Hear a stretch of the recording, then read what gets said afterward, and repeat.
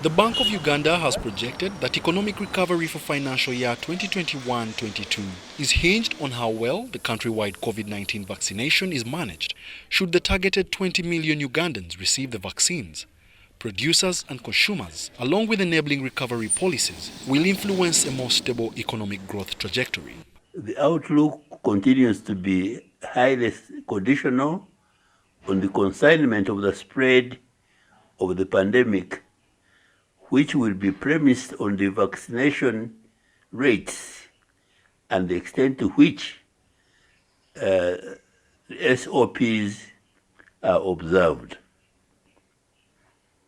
The emergence of vaccine-resistant variants would, however, prompt the reintroduction of restrictions on gatherings and mobility, which will derail the economic recovery. Whereas the value of private sector loan approvals rose to 2.25 trillion Ugandan shillings during the quarter to June 2021, from 2.17 trillion shillings in the quarter to March 2021.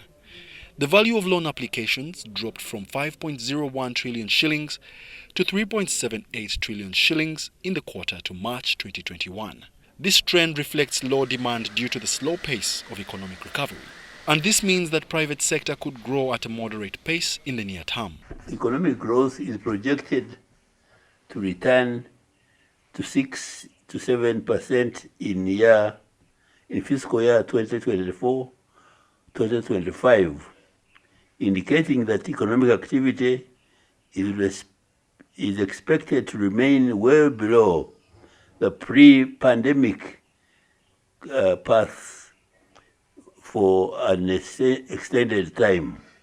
The current economic uncertainties continue to affect prices of goods and services, with inflation expected to be lower in the near term than in the previous forecast round. Annual core inflation declined slightly to 2.5% from 2.7%, primarily due to a decrease in prices for services. Inflation will rise gradually through the year due to temporary effects of the pandemic containment measures, but is forecast to remain below the 5% target in the near term.